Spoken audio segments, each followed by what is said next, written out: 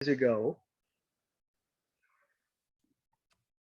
And that is, we do have a home for in-person meetings of the roundtable beginning with our meeting in June.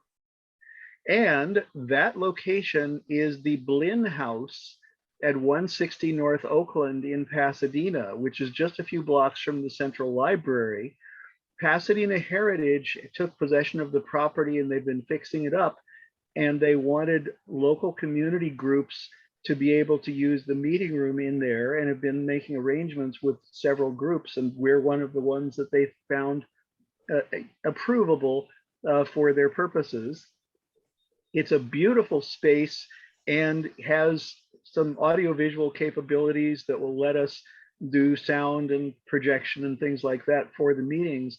We would have to provide our own video recording capability for putting things up on YouTube. And we're still working on that. So at least the first one or two probably will not go up onto YouTube unless somebody comes jumping up and says, ooh, me, I've got all the equipment you need, and offers to do it.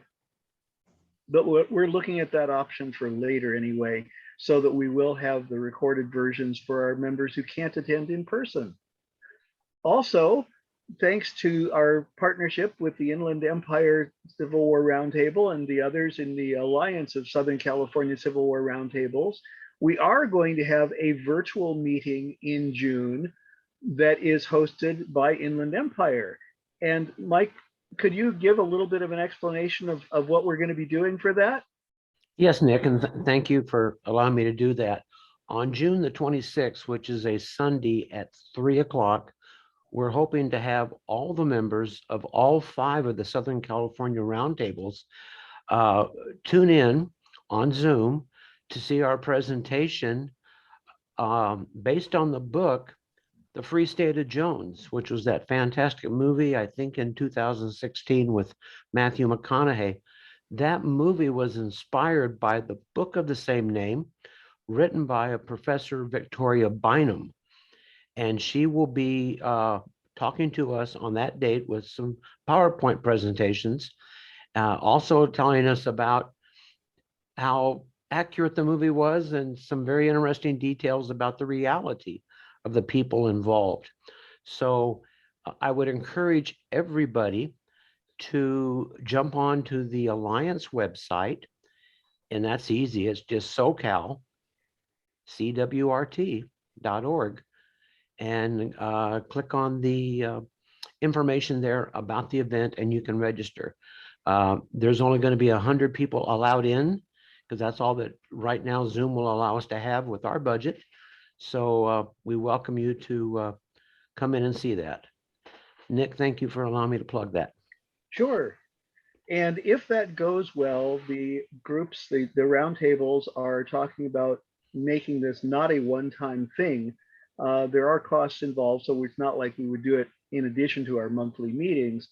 But once in a while, if there's an opportunity to get a virtual talk with a speaker that we especially want to hear, it's a possibility. A couple of the roundtables have done joint meetings in the past with live presenters, but this is an opportunity to do something virtual where people in the various 3-county area that we're talking about can all be together virtually, or at least 100 of us.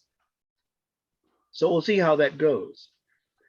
In addition, since we're going to be meeting in person again starting in June, we have a couple of agenda items that we're going to be bringing up or bringing back.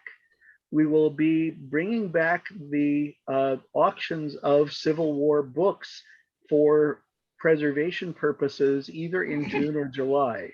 The reason I say either is because we have an agenda item in June as well, and that's the approval of members to be added to our roundtable board.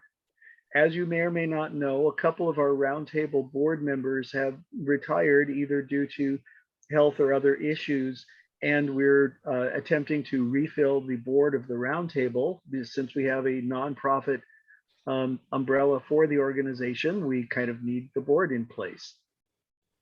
So at the June meeting, we will be presenting those new potential board members, and we'll be seeking the approval of the members present in a vote to add them to our board and to refill the board, as it were, and get things back up and running. So those are things that are going to be happening at the June meeting for the board, and no later than the July meeting for the return of the book auctions. We may have a couple of things at the June meeting, but we're going to be having a big auction in the fall when we have our presentation from the Battlefield Trust. So that's what's coming up as far as those things. And at our first new live meeting, we'll have a presentation from Janet about the work she's been doing to get the various talks up and running for the next several months, because she's done a great job. And I think you're going to like hearing more about what we've got coming up. That being said, Janet is away on a trip tonight, so it's my duty to introduce our guest speakers for tonight. Nick, one quick thing before you do that. Sure. Mike, that I just checked on my account for Zoom on there for that, and that the account that I have through my office allows me to be able to host up to 300. So if you want to be able to talk to me after this, that we can talk about the possibility of using that to be able to help host this for you, if you want to be able to raise the number on there for that. So Okay, David, if we get to that point, I'll definitely get in touch with you, my friend. okay, great. All right. Thank Sorry you. about that, Nick. I just Oh, wanted to no. do that before we get into, didn't want to interrupt our presentation. So sorry about that. All right. So this month's presentation is one I've been especially looking forward to, because it's an interesting topic that doesn't get talked about quite as much as it should, as far as Southern California and Civil War history overlapping. And so tonight we're having a presentation on one of the political factions that was involved with California's history at the time of the Civil War, and some of the people and events having to do with that. One of our presenters is one of our own roundtable members, Laura Voisin George, and our other is Dr. Dan Lynch. And I want to turn things over to them so that we can get this started. Welcome to both of you. Thank you. Thank you so much for inviting us. Laura, do you want me to start off, or did you want to say a few words first? I don't really have anything prepared other than you're going to sort of introduce yourself and how you came to this topic. So I'm sure I can't do that any better. Okay. And I'll watch the chat. And if I see something that I really think you might want to get on before you move on, I'll interrupt you. Better than that, I'm not going to. How's that? Yes, that sounds Thank great. you. Please do that. Thank you, Laura. Okay, so let me go ahead and share my screen here. Hopefully I can do that. Okay, and I'm going to press slideshow.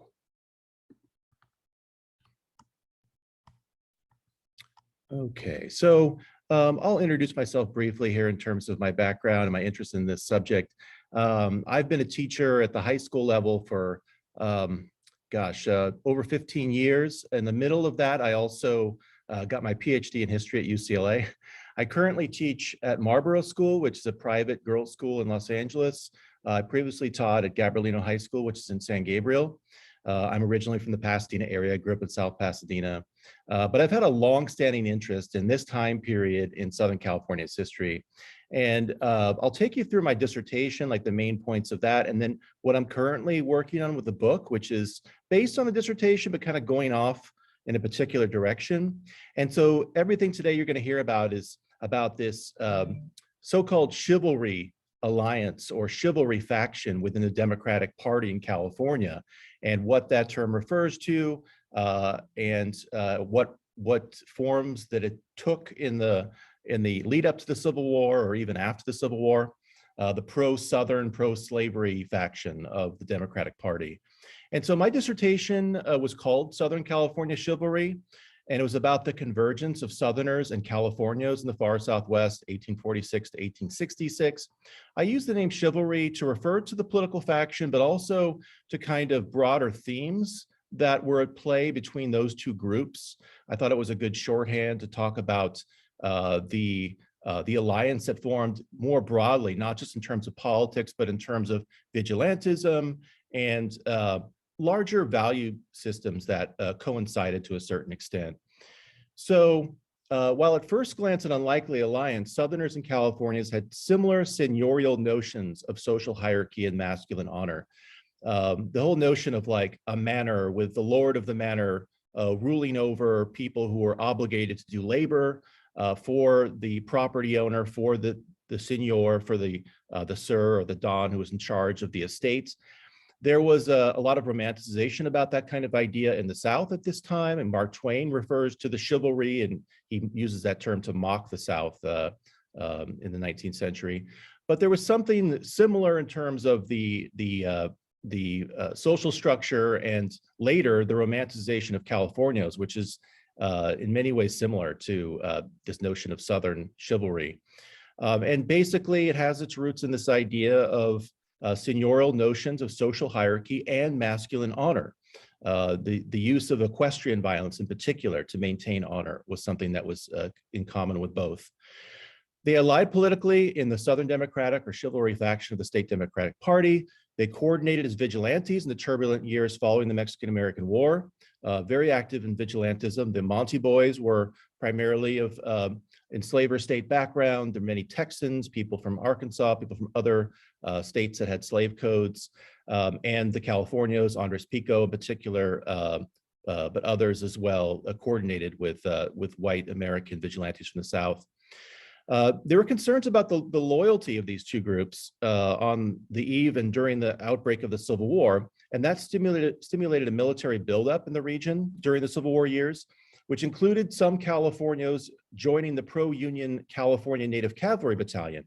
So there was a bit of breaking up of this alliance during the Civil War period, but in part, that was a result of the fears that there was going to be widespread disloyalty on the part of not only white American Southerners in the Los Angeles region, but their allies amongst the Californios as well. These changes closed a window of opportunity to establish a hybrid seigneurial society that would have benefited landowning rancheros and white Southerners while expanding slavery and other forms of unfree labor. This is the era of the Dred Scott decision, right? So there was a proposed territory of Colorado, which if put into effect, could have led to another enslaver state here in Southern California.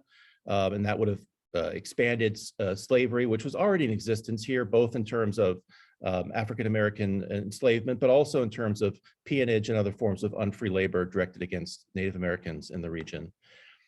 And so I conclude that this is an overlooked example of intercultural cooperation that was instrumental in the incorporation of the region into the US during a period that some historians call the Greater Reconstruction, a framework that puts in conversation the Western expansion of the Mexican-American War period with the Civil War and Reconstruction. So that was my dissertation. It was 7 years ago, and I've been teaching full-time, and I've been slowly working on this book project. But some of the things I mentioned in the dissertation are the population figures here in LA County. It's slightly southern in terms of the American US-born population. The population of the eastern US states at that time was over 60% in free states, so-called free states. But in LA, it was slightly more than half from enslaver states. So it wasn't an overwhelming majority of the white American population from a Southern background, but it was an edge that they had.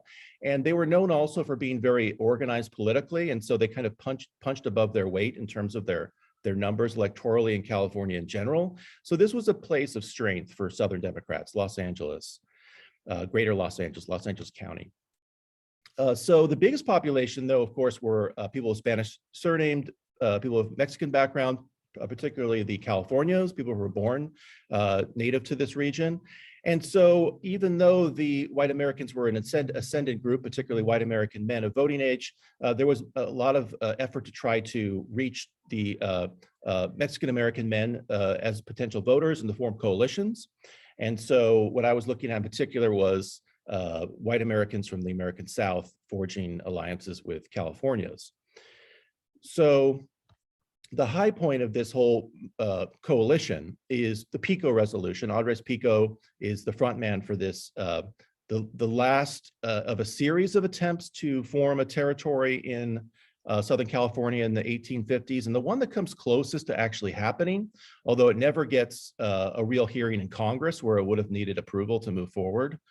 But Andres Pico is the point person on that. He's a member of the Chivalry Coalition. He votes alongside white Americans from the South. He's part of the Chivalry Coalition. And this would have resulted in this region here being pulled away from California, forming a Colorado territory named after the Colorado River, of course. And the name Colorado is taken by Colorado shortly after this. So within a couple of years, there's going to be a claim for the Colorado territory, which becomes the state of Colorado. And this map also shows the Arizona territory, which actually did come into existence in some form during the Civil War as the only Confederate territory. And so this is from the recently published book, West of Slavery by Kevin Waite, which I recommend. I know Kevin well. I actually worked with him on this map, trying to outline the Colorado territory, but it's a really good book about the Southern dream of a transcontinental empire. And he talks about this period. The Chivalry Alliance is one of the things he talks about in the book. He draws upon my dissertation for that to a certain extent.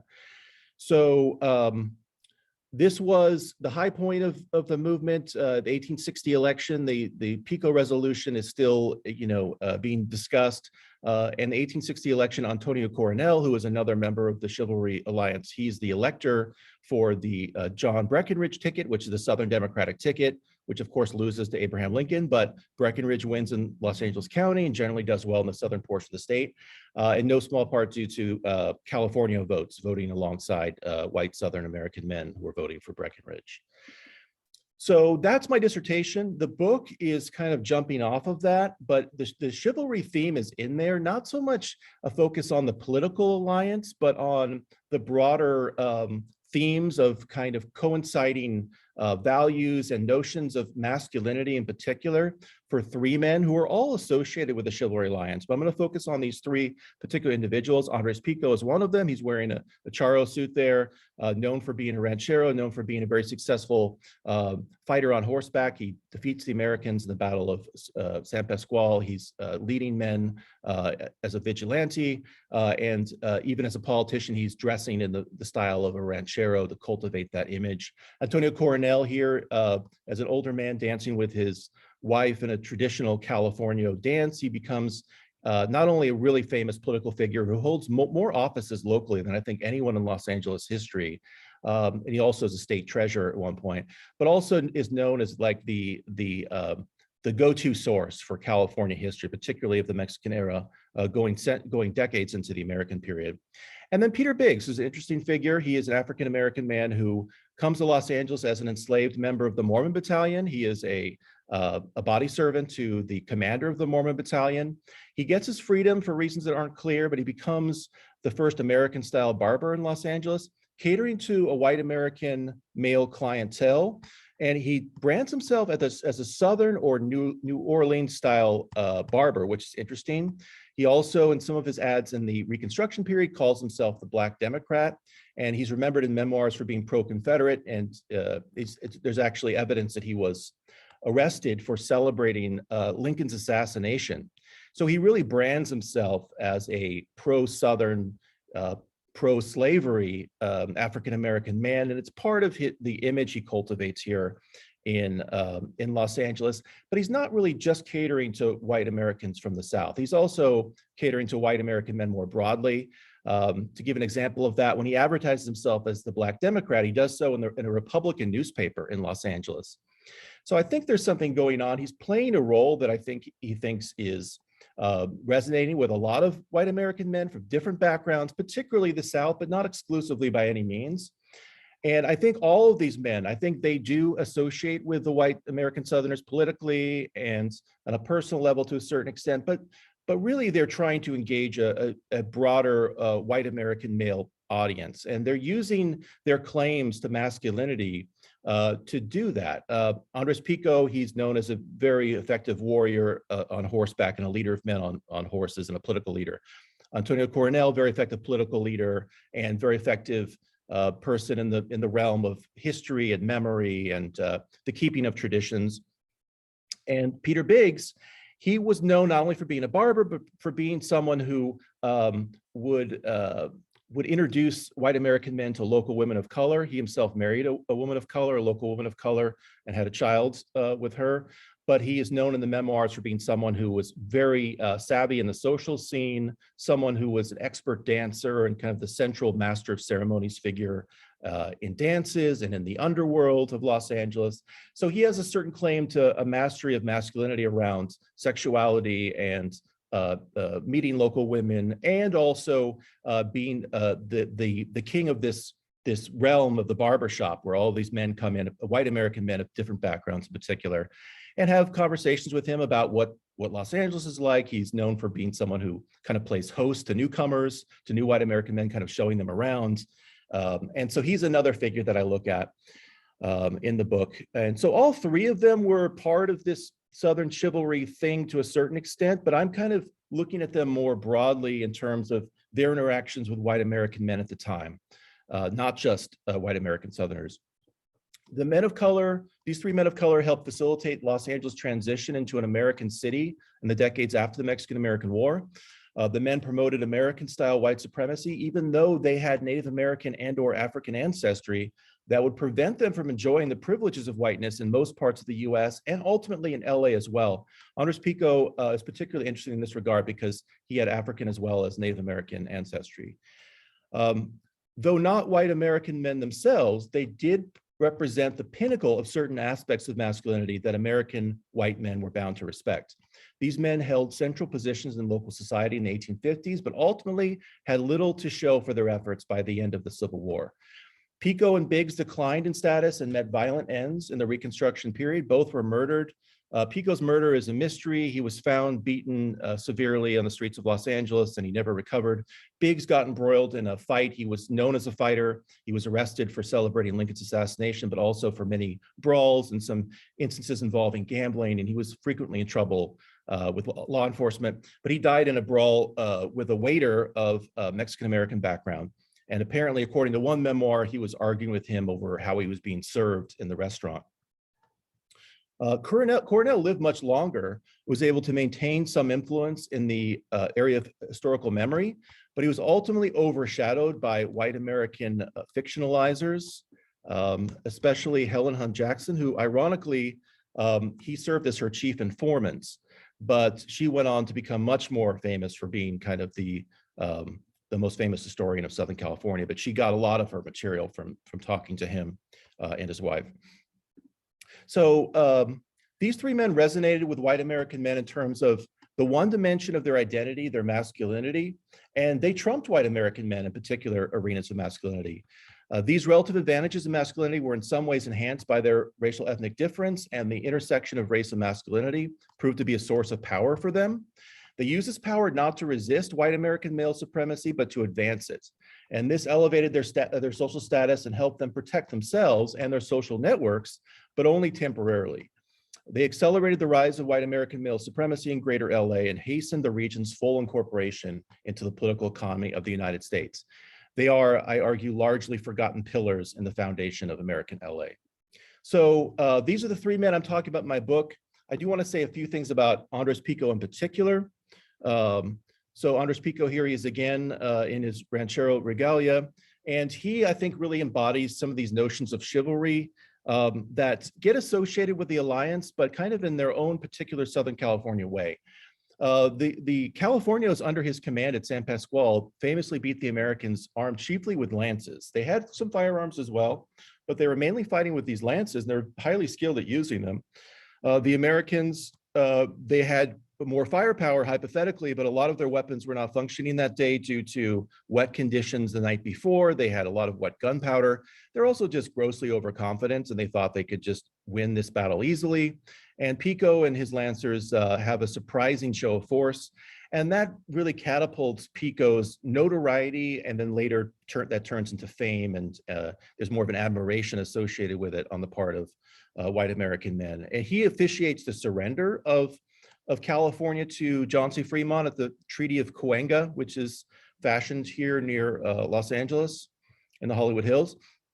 But apparently at that Battle of San Pasqual, he picked up this war trophy, which is at the Autry Museum now, which is a really interesting object.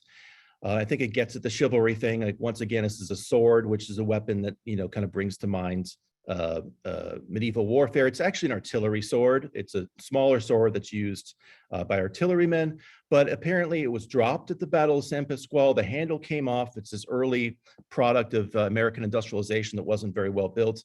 But Pico, or people working for him, they put a new handle on, which is kind of reminiscent of the California lasso work using leather, and they make a new scabbard for him. And he would carry this around, and it would say United States 1832 as kind of a war trophy and a memento of the time that he beat white American men in battle. And the fact that he kept this thing, I think, is really, really striking, because it shows how he was kind of building on this status he had as this worthy adversary, as this opponent who bested the Americans in combat, in equestrian combat, at least in this one notable instance.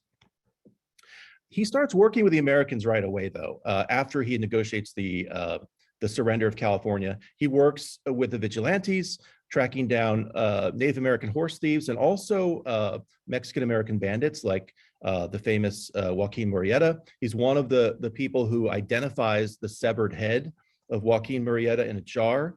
He also, from his ranch home of Mission San Fernando, ex-Mission San Fernando, he has some engagement with Joaquin Murrieta's group.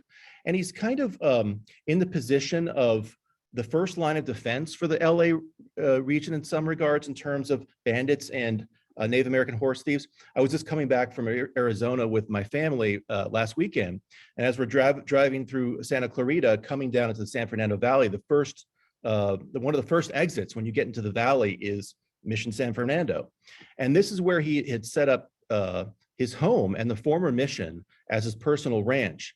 And so he had to protect his own livestock, and he took on the responsibility of kind of being at the frontier of other ranching properties where Native American horse thieves and bandits like Murrieta's band would try to escape with their horses through the canyon country there. So he had a really prominent place to play in the defense of the local ranching economy. Here you see a drawing that is done of his ranch. You see the vaqueros, you see a couple cows over here. And this is a really interesting thing I found. This was a memoir of Andres Pico and his role as this leader of kind of men on horses and this kind of teacher of men and boys about the ways of horsemanship in the region.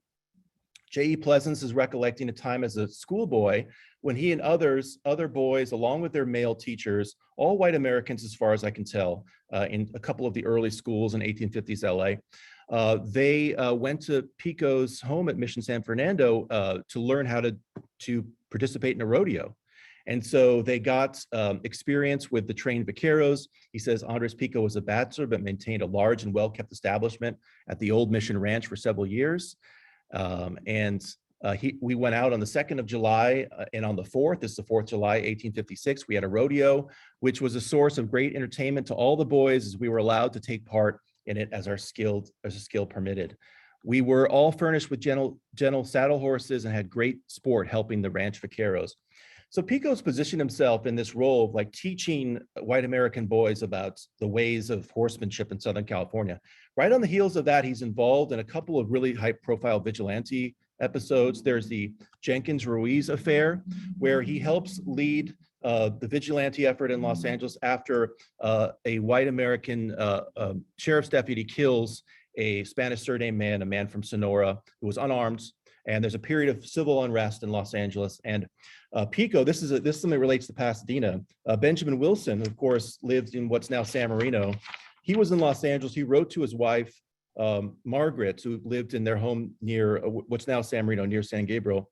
And he said that most of the American women went to Pico's house nearby for protection during this period of civil unrest. So he's out there helping to lead the charge to find some of the leading members of the different groups that are formed in opposition to U.S. law enforcement in this period of unrest. And he's protecting the American women, the white American women in his home.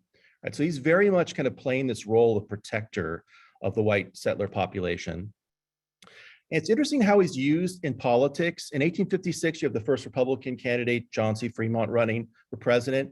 And Fremont needs to do well in California to win. He's counting on doing well in California to win. He ends up losing to Buchanan, the Democratic candidate. And there's this interesting endorsement of Buchanan in the LA Star, which barely mentions Buchanan and really just goes after Fremont and his war record. It's written by Daniel Sexton, who was a veteran of the Mexican-American War. And he says, I served in the Mexican-American War. I clashed swords with Andres Pico and the other Californios, and they were very honorable in battle. but John C. Fremont fled battle and he was a coward. He's basically swift boating John C. Fremont, like in the 2004 election. That's the analogy that comes to mind for me. While not even mentioning Buchanan, who didn't have much of a war record. And Buchanan's an interesting figure. He may have been the first gay president, but he had a very different background, very cosmopolitan figure in Washington, not someone with an impressive military record or any kind of claim to the masculinity that Fremont had here as the pathfinder. So the strategy was to compare Fremont to Pico instead of Fremont to Buchanan, and kind of take Fremont down a peg as this great man on a horse by comparing him unfavorably to Pico. Last pictures I'll show you here are Pico at San Fernando. This is during the Civil War or at the end of the Civil War, 1865. And one of these white American traveling artists, he's actually from German born, Edward Vischer. He's traveling California. He's doing these pictures of the mission. He makes a point of putting Pico prominently in the front of two of the pictures he does of San Fernando. And he talks about what's going on. He says Pico is there with a young girl and the oldest Native Americans at the mission. And the young girl is actually, oops, I don't want to click on that. The young girl is his adoptive daughter, who was Catalina Brent. And she was the daughter of Joseph Lancaster Brent, one of the chivalry Democrats. He went to the South to become a Confederate general, brigadier general for the Confederacy, but he left a daughter behind. We don't know who the mother is, but presumably a California. And Andres Pico adopted her. And so here's Catalina later in life marrying one of Pico's illegitimate sons, Romulo Pico. Here's her for her obituary later in life. But here's another picture that's a little bit more of a clear shot of Pico with Catalina. But Pico is intentionally posing with her, which is interesting. And I think it goes along with this kind of protector role that he's assuming for the white settler population, like the white women were hiding in his home. Now he's holding the hand of a girl who was the daughter of a white male settler, a Confederate general, no less, during the Civil War. And the artist refers to him as a California magnate in his home, ex-mission San Fernando. So he's projecting this very seigneurial image, which is in line with the chivalry kind of notion. But just for some background, this was mainly put on for show here. In reality, Pico and the other Californians were really struggling at this point. There was a devastating flood in the early 1860s, followed by years of drought. And so Pico was really feeling the effects of these natural disasters and losing his property in terms of his cattle and eventually his land very rapidly. But he was still trying to hang on to this image, right, of this powerful magnate or this kind of seigneurial leader who white Americans and white American men in particular really resonated with. And so that goes to my larger point about how temporarily they did benefit from this kind of relationship that they had established with white American settlers, particularly white American men, but it was a short-lived temporary set of benefits, which in the end did not really pan out for them, especially Pico and Biggs. So I'll leave it there. I know Laura's got a lot of things to say about the Chivalry Coalition. So I will stop talking so Laura can jump on in there.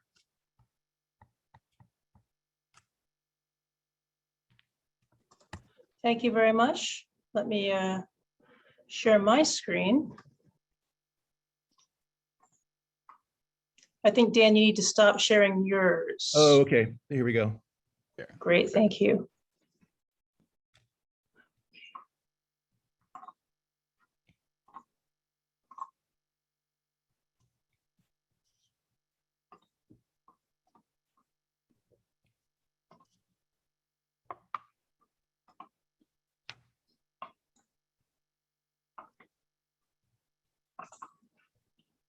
I'm trying to get to the button that will let me go to slideshow, but I have a band across the top.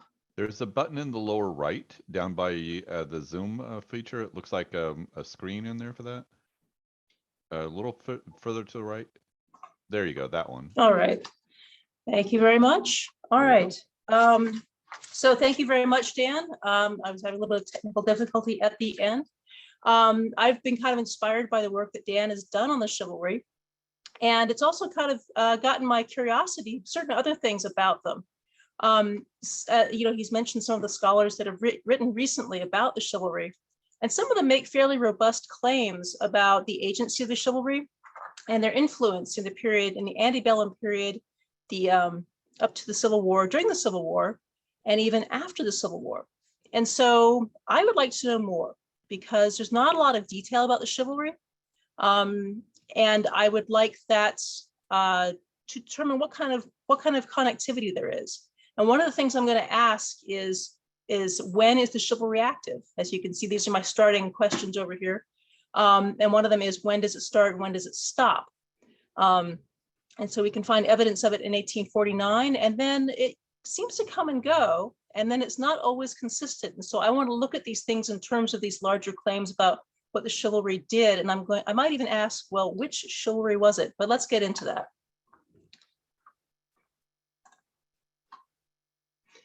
All right, so here's some initial questions about how it operated. Was it an official faction or a wing of the California Democratic Party? Which is often portrayed as, in the literature, as kind of the opposite or the nemesis of the Broderick Democrats. Was it William Gwynn's personal political machine that was run by patronage? Was it a secret society? Was it a combination of the above? Maybe it didn't exist, and it was just a euphemism for the slave power in a free state, just something the press kind of made up when it was convenient. Or was it something else altogether? So these are the questions I'm starting with. And, you know, Dan has completed his PhD. He's about to publish his book on this. Dan, did you see the title of it, or do you know it yet? Sorry, muted. Actually, he should be able to unmute now. I'm sorry. Yeah, I was just going to say it's not official yet, and it still has some stages to go through. All right. Well, looking forward to that. But yeah, so you know, Dan is kind of, you know, close to the finish line on this project, whereas I'm just sort of starting out. And you know, perhaps Dan had started in one direction and wound up in another, and I may wind up in another. But you know, this is where I'm starting. So we know that the Democratic and the Whig parties in California formed in 1849. And that William Gwynn was elected as one of the first state senators, but David Broderick wasn't. So at this moment, I'm just kind of looking at the duality of Gwynn and Broderick, which is how the contest between the two wings of the California Democratic Party are portrayed. But Broderick actually didn't become a senator until 1857, which kind of makes that interesting. Okay, so what was the Chivalry Party doing before then? In 1854, there's certainly a pro-slavery or Southern oriented faction within the California Democratic Party, because the two branches have separate conventions, although they ultimately decided to combine for the effort to elect a governor in 1855. The first mention I found of the chivalry is in an 1857 newspaper article, which I'm sorry that the ribbon may be hiding part of the description, but it's talking about Gwynn's group as being the chivalry or the Rosewater or piano Democrats. Think about that for a second. What is it actually saying about them if they are the piano or the Rosewater Democrats, compared to Broderick's hard-fisted Tammany's or bogus Democrats? And it also gives a definition of the chivalry wing, notice small c chivalry, as gentlemen of the first families of the South who regarded manual labor as degradation and emigrated to California with commissions in their pockets or hoping to serve an elected office. So a couple of things from the larger US period at this time, I'm going to go through these really fast just for the sake of time, is to think about, when you're thinking about the South, when you're thinking about pro-Southern or pro-slavery positions, is how powerful specifically the cotton industry was in the United States at this time. It accounted for up to 50% of the US economy. And again, I apologize that I organized this such that the ribbon may be blocking the graph on the right side of the screen, but we have a really sharp increase in the amount of cotton production in the 1850s. And so another thing I want to think about in terms of what the chivalry is while we have this really robust economic presence of the US internationally, the US is still struggling a little bit with a cultural inferiority towards Europe. It's a fairly young nation, and it looks to Europe for a lot of its models, especially in things like arts and literature. And some of the most popular literature at this point were Walter Scott's Waverley novels and Tennyson's Idylls of the King, both of which feature aspects of chivalry.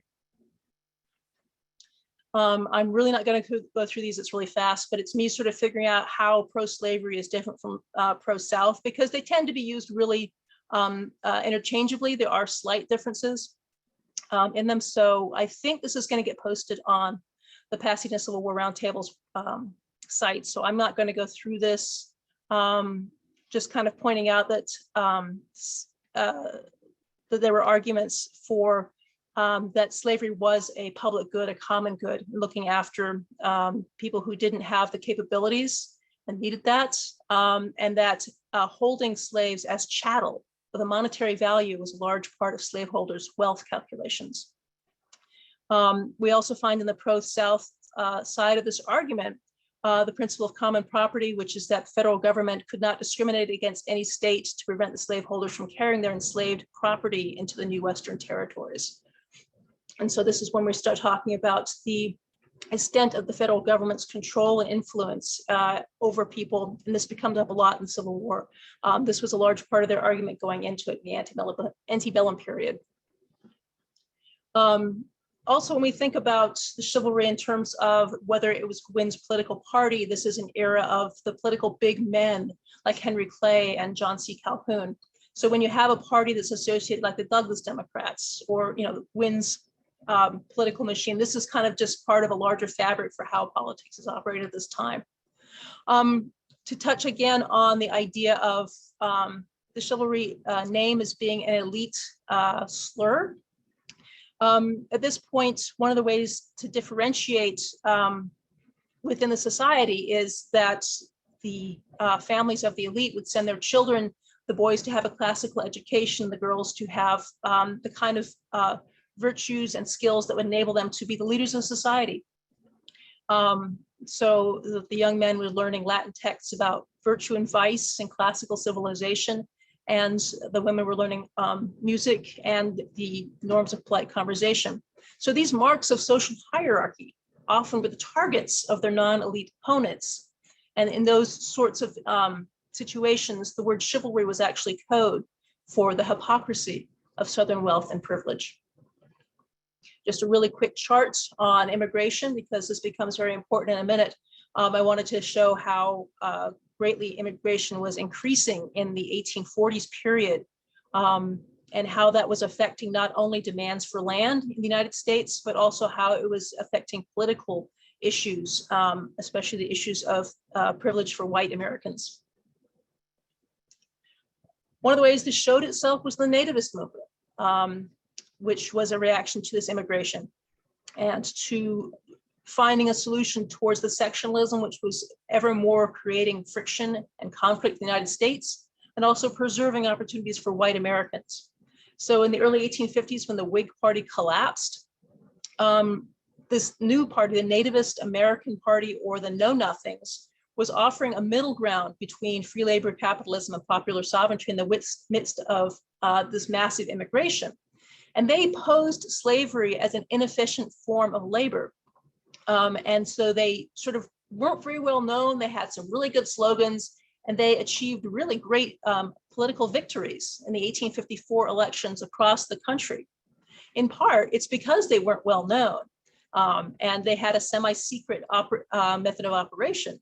So when it came out, once they had assumed office, that actually they didn't support granting the vote to foreigners. They expected a 21-year period of naturalization for those who qualified, and they thought social inequalities were just fine, as long as they were tied to the differing human differences and capabilities. So as this thing came out in the following years, they were pretty much all voted out of office in 1856. This break is pretty important in understanding the 1850s, is that it is not a continuum. You have this sharp change in the middle. This is also the period of popular sovereignty in the Kansas-Nebraska Act. So that when we come back in 1856 and 1857, it is a different game, and things have changed in the political situation, and sectionalism has become even more intense. Okay, nothing more than that. One more thing is about fraternal organizations, because this comes into my possibilities for the chivalry, is that, of course, the Masons have been part of the United States since the 18th century. In fact, by the early 19th century, there was an anti-Mason party, sort of contesting their secrecy and what was actually going on in those secret meetings. But this is also a period where you find literary societies in college and universities starting to become what we now know as the Greek letter social fraternities that we have today, which would have a secret motto and a non-secret motto and a grip and this code of principles and ideals that's expressed in the initiation ceremony. You also have sort of brotherhoods in organizations such as the New York Fire Department, where David Broderick came up, which has badges and mottos and procedures. And once we get to 1856 and San Francisco and the Vigilance Committee, you have a fairly robust secret organization, which for a period of time is running the city and conducting its own version of justice, using a complex series of signs, signals, a formal ritual when two people meet to identify if they're actually members of it. And finally, we have groups like the Knights of the Golden Circle, whose members were advocating the acquisition, legal or otherwise, of land in Mexico, the Caribbean, and South America to create a large slaveholding territory. This is just to give you a sense that when I talk about a secret society, this is not necessarily, oh, where'd that come from? This was prevalent in the mid-1850s.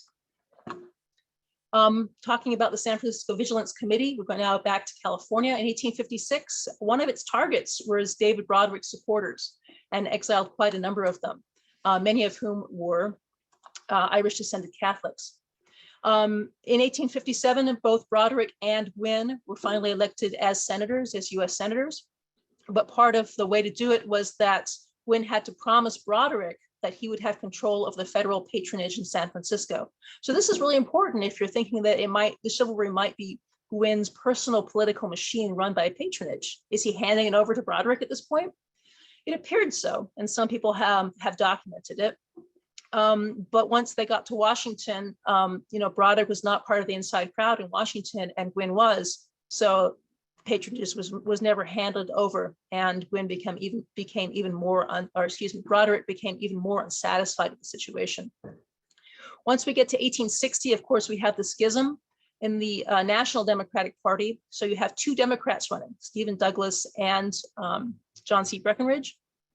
And Dan mentioned this, but I kind of have a map, which again, I apologize, the ribbon's kind of covering it, showing that much of the southern part of Southern California, the majority of votes were cast by Breckinridge, but ultimately in the state, Lincoln prevailed, but not by a huge margin.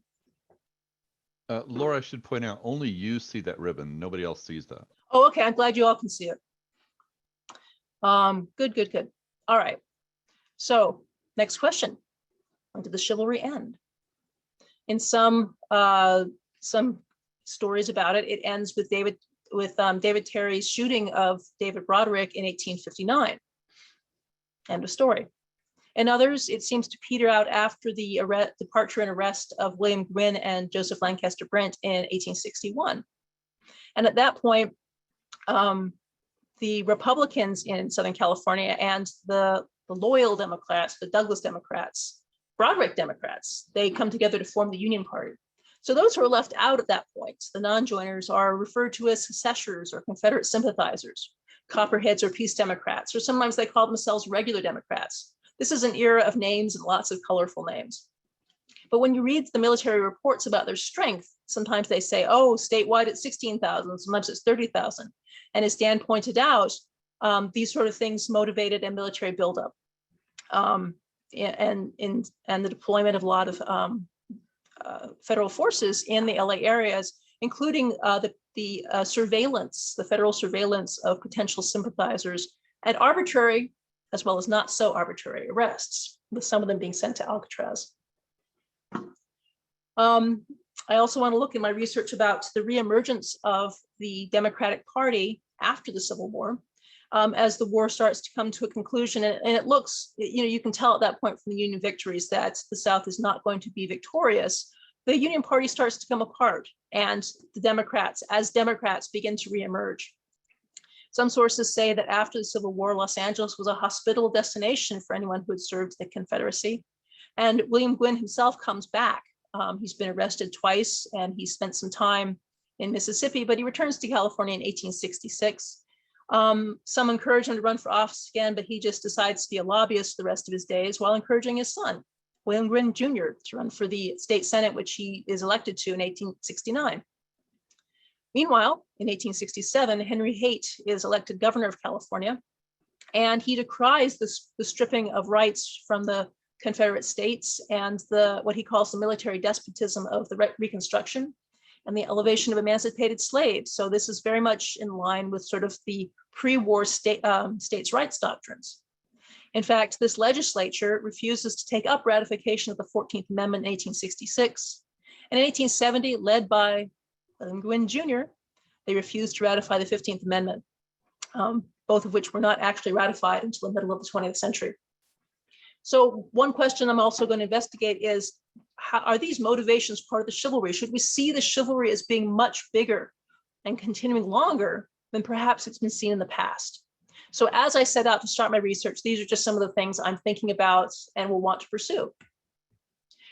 When you look at Glenna Matthews' Golden State in the Civil War, she proposes a taxonomy for copperheads. And I'm going to ask also, can this be applied to the chivalry? Can you divide it into rankings or categories, such as, you know, the number one would be men whose secession leanings were so strong they left to serve the Confederacy. Just below them, number two would be those who ardently and publicly supported the Confederacy, but they didn't go to the South. And then number three would be those whose sympathies laid with the Confederacy, but they kept them to themselves. And she uses Benjamin Wilson as an example of that, which I think is very intriguing. In fact, I think Wilson in general in the Civil War is pretty intriguing in terms of where his sympathies lay, considering the amount of support he put into drum barracks. So who is our chivalry? One of the things I'm going to be doing is keeping a list of individuals and how we think they are connected to the chivalry and what's my source matter. So we'll be talking a second about primary documents. So these folks, I think, are pretty clearly associated with the chivalry. Dan has talked about Andres Pico and Tomas Sanchez, who I have, as well as, of course, Gwynn and Joseph Lancaster Brent. Others that are often referred to are Kewen and Coots. Alonzo Ridley is in the image on the upper right, but the sources are not sure which man he is. Some say it's the man on the left, some say it's the man on the right. I'm curious what you think about Billy Rubottom, given that so much of what they said about the chivalry was elitist. I don't know that he would fit into the elite category. So where are our boundaries socially for the chivalry? Sorry, I didn't mean to advance, but I did. So when we have some discussion a little bit later, I'd love to hear everyone's impressions about not only that, but if you know of others who are clearly associated with chivalry, I would be very grateful if you share that with me, and I'd be happy to acknowledge your contributions. So this is my questions again from the beginning. What kind of organization was the chivalry and how did it operate? Does it sound more like it was an official wing of the California Democratic Party? Was it Gwynn's personal political machine? Was it a secret society? Was it a combination of some of these? Was it none of the above and a euphemism for the slave power in the free state, a red herring, or something else altogether? So that's all I've got at this part in my very beginning stage of my research. And again, I would welcome comments and suggestions. Thank you very much.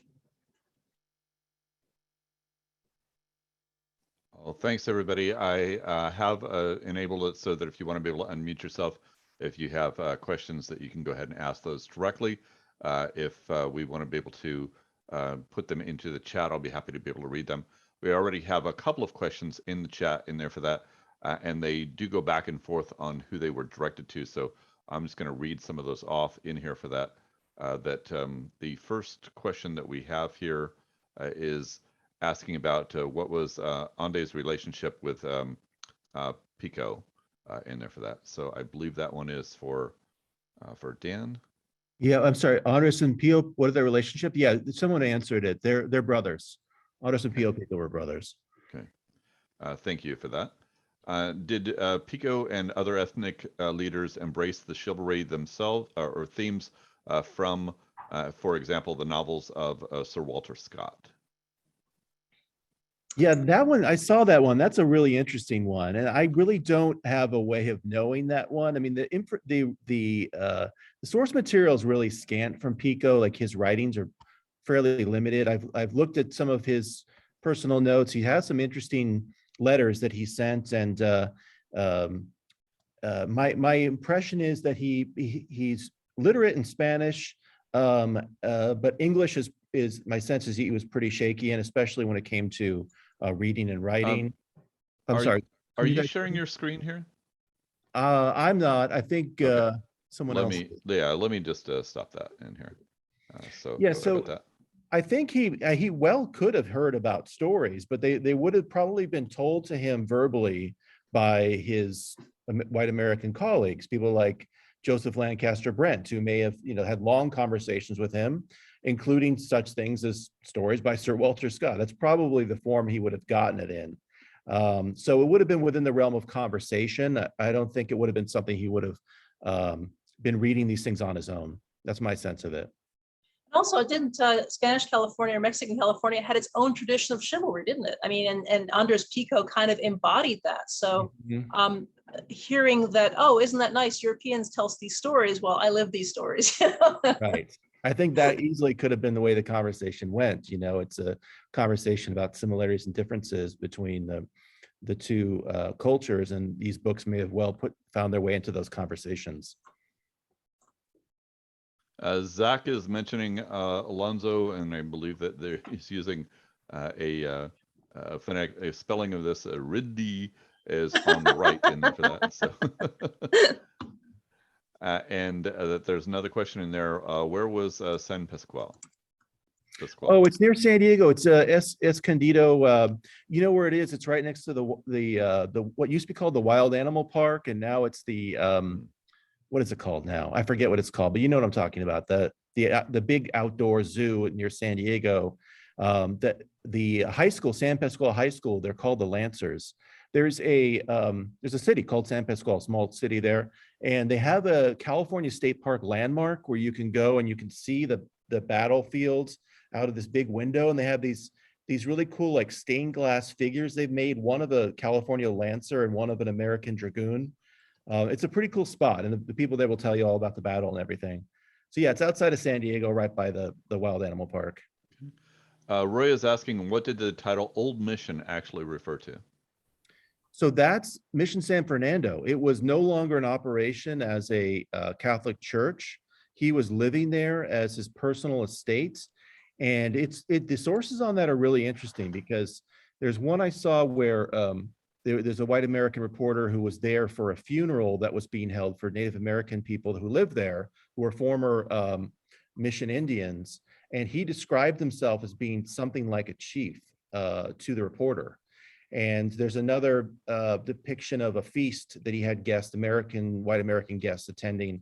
We had Native Americans serving the food, and it's very much like a seigneurial kind of manner of, man of the manor kind of scene there. And he's also leading them in prayer. So he's kind of taking over as like the head person of this mission, which already has this long history as this patriarchal place, but a religious patriarchal place. And now he's in charge of it in this kind of hybrid fashion that he creates himself as the lord of the manor, so to speak, but in a very particular California way. So it's Mission San Fernando.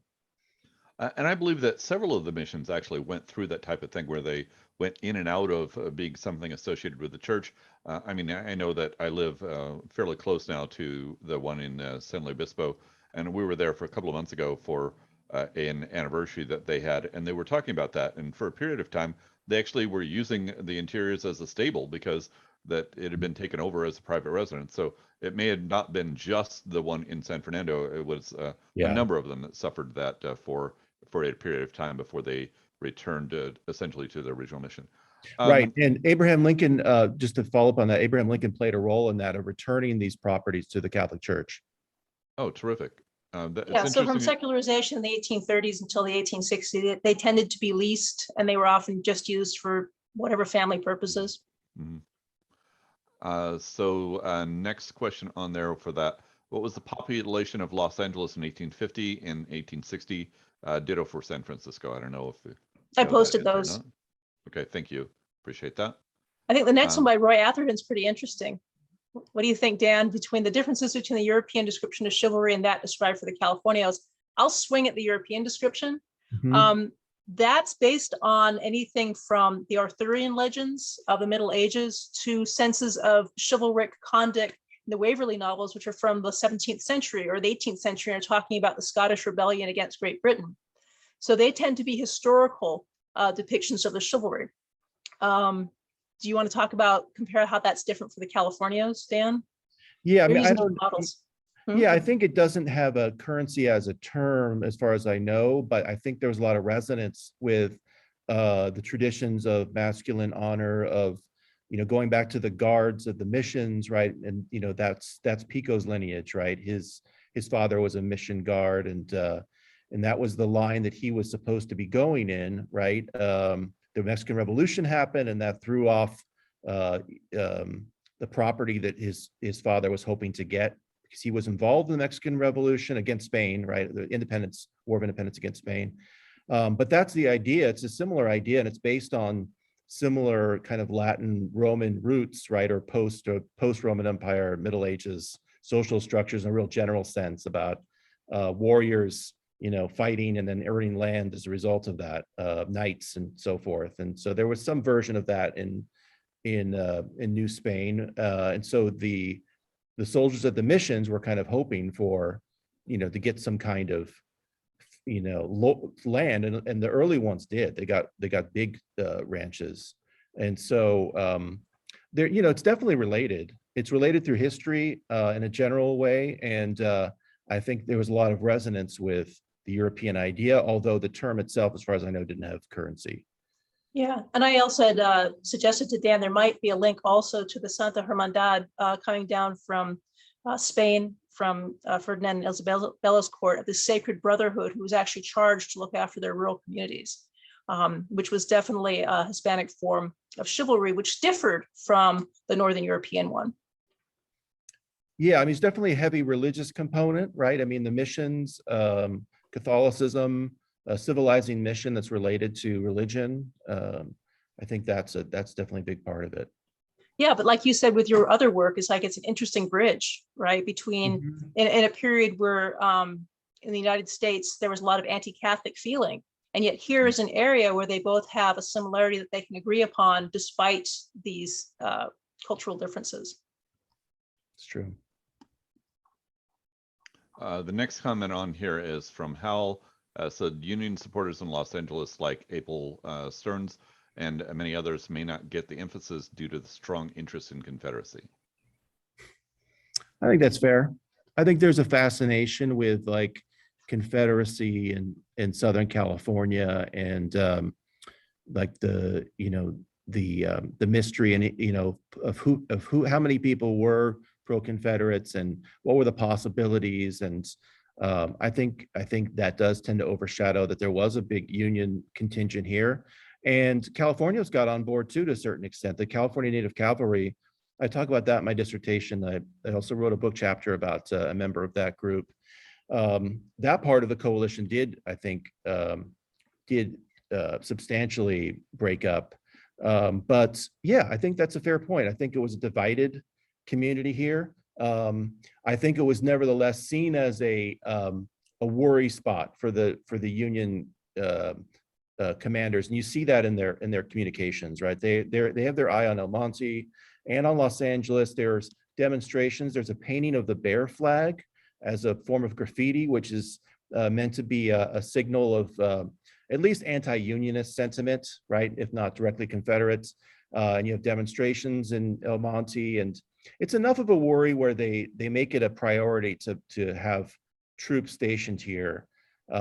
But yeah, there was a lot of Union support too. And I think it's a divided community, but one in which the Southern element or the pro-Confederacy element was big enough that they made some high-profile arrests, but they also looked the other way. Oftentimes, the Bella Union was a hot spot for the Confederacy or the pro-Confederate types. And even though there are Union soldiers here, they didn't arrest them en masse, right? So there's kind of like this uneasy, agreement to kind of try to keep the peace locally because people knew that it was divided. The population here was divided. Yeah, and that we also have examples of strong supporters of the Union working with strong supporters of the Confederacy during the Civil War. Mm-hmm. So that's going to be something interesting I'm going to pick away at, is how can you have these, really, really strong political convictions and yet you're still willing to do business with your supposed opponent during a war. But it happened in Los Angeles. So Hal, that's a good question. Looking into that more. Can we talk for just a second longer about the bear flag? Because I've asked this with Dan before, and I don't know if you've included it at all, but wouldn't it have been a little bit of a red flag to the Mexican Californians because of what it represented in terms of, I personally wonder whether the bear flag revolt was really more of a filibuster, but whether it was, an individually motivated filibuster or it actually, Fremont's secret instructions did have to do with authorization for it. It is the beginning of the campaign to take California from Mexican Californians. So I'm not entirely sure what creating another bear flag would mean other than they didn't have any other symbol for the idea of a Pacific Republic, which goes back even into Mexican California, the idea of breaking away and being an independent republic. But you think they could come up with another symbol than the bear flag, but maybe they didn't have one. And so they thought, well, this is the closest thing we can have to say, okay, we're going to be an independent republic. So lots of interesting questions for me about the bear flag coming up at this point. Yeah, I think you're right about the bear flag being potentially red flag for Californios. I know that Susan Lee Johnson in her book on the gold rush talks about how they had bull and bear fights in the gold fields, and the Californios and other Latinos would be cheering for the bulls, and the white American men would be cheering for the bear, right? And there was a lot of meaning behind those icons. So I think you're right. That would have been not a very diplomatic symbol in terms of how the Californios would have seen it. Definitely. When we know somebody writing in, a new history of El Monte, right? Oh yeah, I have a chapter in that on the El Monte boys. Yeah, it's called East of East. It's really good. Yeah, so look for in the next year or so a new history on El Monte, which I think a lot of us are looking forward to reading. No, it's out already. Oh, it's out already. Okay. Yeah, it's out already. It's called East of East. It's really good. It takes El East Monte. of East. Yeah, it's not just the old history of the 19th century. It goes all the way up to the 20th century, late 20th century. It's really good. Thank you. Next comment in here is from Tim. He said, the house where Broderick died is in San Francisco, Fort Mason. His wounded self was carried on a cart from the locale of the duel farther south in California, a very long distance. There is an episode on PBS History Detective that covers the duel, and the actual pistols are on display in a San Francisco bank. The episode explores whether or not the said pistols were actually authentic, plus the reenactment of the actual duel is included in the episode. Next comment on there is from regarding given the extent of the anti-Catholic feelings shown at the time, did it influence any aspect of the California political scene, or was it successfully comparatively muted there? Do you have something on that, Dan, or do you want me to swing in? No, why don't you handle that? Because I think that's the vigilance committee and stuff you probably have looked more at, right? Yeah, I don't know that there is anti-Catholic sentiment during the Civil War period, especially since the sisters had come to town in the late 1850s and they were operating the hospital, or one of the hospitals, because the county hospital starts in 1859. So I am not aware of anti-Catholic sentiment in Los Angeles during the LA area during the Civil War. In fact, the Viviana Cathedral is being built then, isn't it? Or not? It is Viviana, right? Yeah, a little bit after, but yeah. Right, but later, as you start to move into the late 1860s and about like 1870 is when you start to see many of the Californios have been affected by debt and have begun to lose their lands. And this is stuff that Bill Deverell has written about, the idea of how Mexican Californians are now being excluded, and even the Californios are being put into the same category. And one of the ways that they're excluded is not only that they've begun to racialize them, but also to denigrate the fact of their Catholicism. So I personally don't see it coming out until later, like maybe 10 years later, or the late 1860s anyway. Would you agree with that, Dan? Well, I think that, I mean, San Francisco is a different world, though. I think you're right about LA. I think there is anti-Catholicism in San Francisco, right? And that's part of the vigilance committee, right? Right, because of the immigrants, right? Right. True. The next question on here, I think we've already answered. Is there any relationship between Andres Pico and Pio Pico, which we mentioned earlier, that they were brothers in there for that? It also said, is there, what was the time period between these two Picos? Well, we know that they're brothers. I don't know if there's any other comment that we need to make on the time period for that. Yeah, well, Pio Pico was a governor of last governor of Mexican Alta California. And then he really isn't he's not as super prominent as he was before after the American takeover. He does hold a council seat in the 1850s, but he's still around. The biggest thing he does is the Pico House, of course. And Andres is involved in that too, but it's mainly Pio. And that's a hotel where he tries to invest in the Plaza area. And he ends up losing a lot of money on that at the end of the day. So they're both around, but I think Andres is actually more prominent in the politics of the Civil War period than Pio is, even though Pio was the governor of California right before the Mexican-American War. Roy mentions that chivalry was also an unwritten and secretive function of the Demolay Order of the Masons. Interesting. I had not heard that. Terrence said, as I've already, we already have that comment in there for that. Tim is asking in there, actually just response back to some of those questions that we had before. And there's a mention about the bear flag from Roy. May have also been an unwritten signal not to kick the bear. I think that I don't know if there would be some allusion to that of don't tread on me type of thing for that, Yeah. but yeah, I could see that in there for that. Yeah, and someone mentioned Pico Boulevard. Pico Boulevard was named after Pio Pico in the 1850s. Even though he wasn't as prominent in politics, they did name that street after him. That was like 1855, 1856, something like that. It first appears on maps. Hal is saying, don't forget Lexington. Yeah, Lexington was a community near El Monte, and they were separate. Yeah, that's the American town in El Monte. Terrence mentions actually the East of the East making, just mentioned what we already meant, what you mentioned previously about the book in there for that. And there's some other mentions about other references for Pico House, Pico Boulevard, Pico Union, et cetera, in there for that. Pico Rivera, a number of other relationships to Pico in there for that.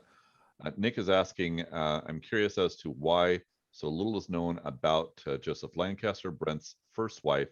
Any idea why?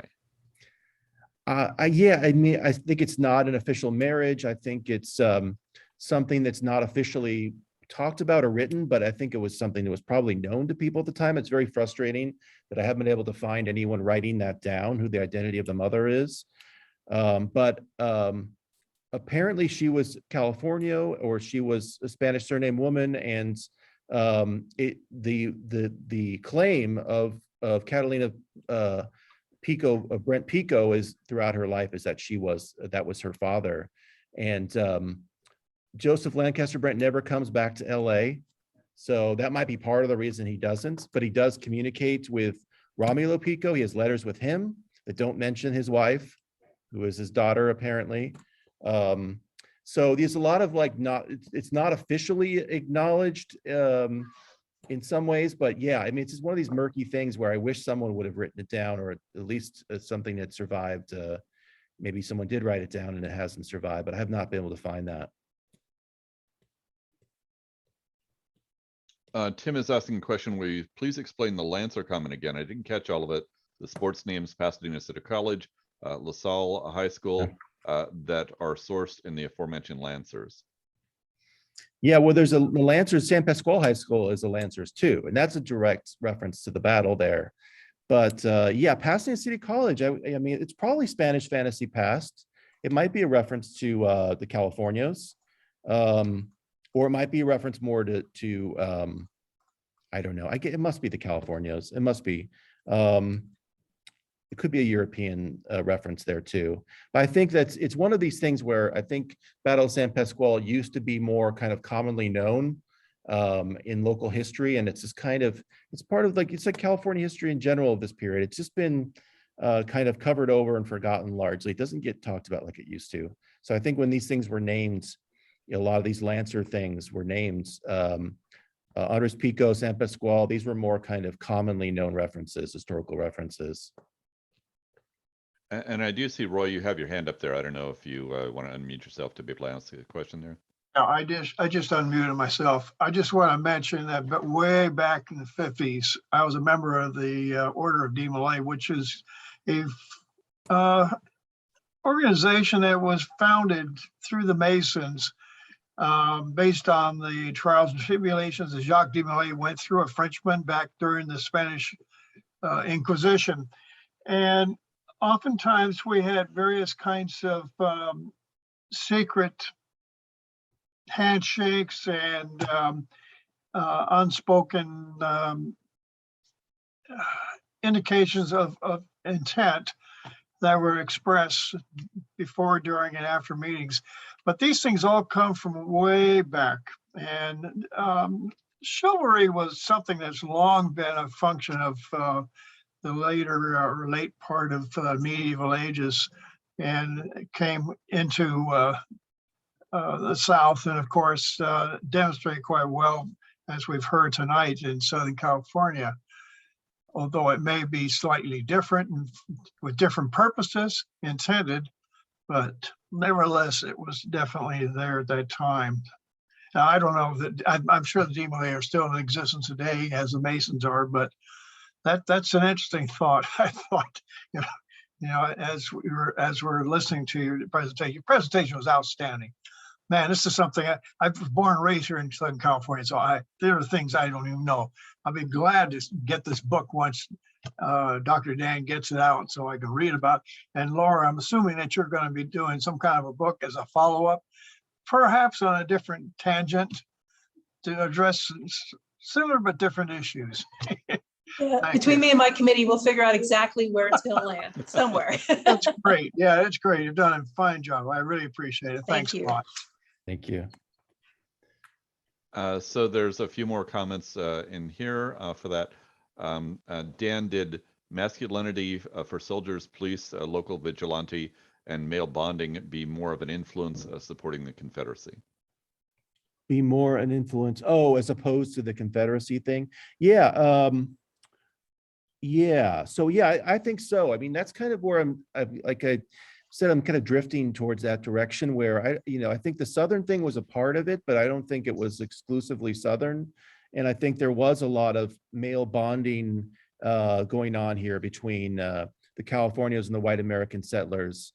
And I think the Californios might have leaned in strategically to the Southern thing in particular because they saw it as like, hyper-American or something, right? I think there was an edge to the Mexican-American War that was Southern, but by no means did they think of, they didn't see the Civil War coming, and they didn't think of the Confederacy as something that was going to happen. And when the war did break out, they weren't super enthusiastic about taking a gamble with it, right? Pico very clearly comes down as being pro-union. He writes a letter to his fellow chivalry Democrats, other Spanish surname men who are chivalry Democrats, and he says, be careful and don't get basically tricked into doing anything, and listen for more guidance from me. But he tries to warn them, don't get on this bandwagon, the Confederate bandwagon. It's not a smart gamble. So He does that fairly early, doesn't it? Way before the Union victories. Yeah, it's right after the election, right when the first states start leaving the Union. He writes from Sacramento, where he's a legislator, and he writes to LA warning people not to get carried away with what's happening. So yeah, I think you're that point is right. I think the masculinity is it's more important than the Southern piece, but the Southern piece is there. But yeah, I think the Pico and the others are forming bonds with white American men on these kind of broader masculine themes. And Nick, I'm sorry, Nick. Zach, I see you have your hand up on there for that. So if you want to go ahead and unmute yourself. Right on. What's shaking, everybody? So Laura was asking for additional people involved with the chivalry. So my research is a little bit close to what y'all are doing. I'm not focused too much on the California chivalry, but a lot of those guys ended up in Confederate Arizona and Confederate Texas, and that's what I'm working on in my book. But one of the big California chivalry guys, as a matter of fact, the other political duel involved Assemblyman Daniel Showalter. He was from Mariposa County, and he was another one of these northern-born Confederates. But that was the other political duel, and the guy he got into an argument with on the assembly floor was Assemblyman Charles Piercy from San Bernardino, and they went back and forth over whether Showalter would get to do a speech. So they got in a duel, and the guy whose house the duel was at was Assemblyman Charles Fairfax, who was a Virginian. He was in the chivalry, and as a matter of fact, he was so chivalry because of his lineage. He literally was Lord Fairfax of the Fairfaxes of Scotland. So this duel was at Lord Fairfax's house, which I believe was somewhere near San Rafael. Obviously, Showalter walked away. Piercy is the one who died. So from that moment, Showalter became an outlaw because dueling had just been outlawed a couple years before. He made his way down to El Monte, which was the SoCal Confederate capital. I would say Mariposa was the NorCal one. And then from there, Showalter got arrested by the Federals. He did not get lucky like Alonzo Ridley and Al Sidney Johnston. They made it across the desert. But after Showalter was released from prison at Fort Yuma, he made it across through Mexico, and he was one of the guys who ended up in the Arizona Brigade of the Confederate Army. The end. Yeah, so you might have seen, I didn't really spend any time on it, but it's fascinating to me that when Texas became its own entity, it wanted the Upper Rio Grande Valley. So when they invaded in 1861, it's like, wait, is this just another attempt to get the same territory you tried to get 15 years earlier? So I'm kind of interested in that. Are you going to look at that at all? Actually, yeah. So I'm not trying to plug my work. The focus is you guys' research, but I have a YouTube channel. I've been working on a series. But before the Confederacy, there was already an Arizona movement between the populations of Tucson and Mesilla. So even though they were not recognized, they did have their provisional government going on a little bit more than a year before Baylor rode in there. Baylor was the Texas cavalry officer who proclaimed himself the governor.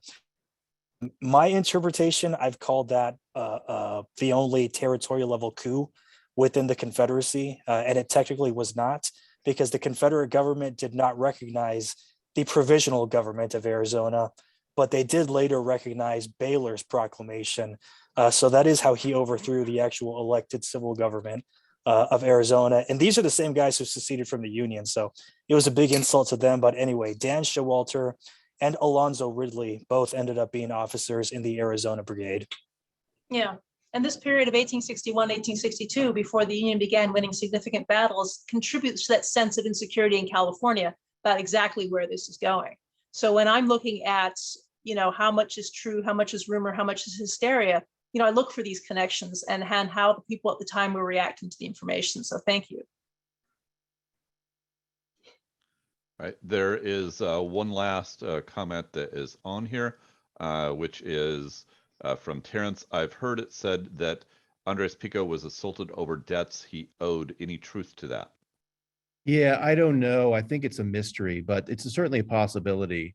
And he was involved in a lot of violence himself, right? The vigilante activity he was involved in. He was involved in lynchings. So he had a long list of potential enemies and potential issues, including indebtedness. But as far as I know, it's a mystery. A couple more questions that are just coming in. From Roy, did Baylor University derive its name from Governor Baylor? Hey, Zach, you want to try that one? I have no idea. No, that was his father. It's named after his father. Next comment on there for that is, actually, it's from Zach.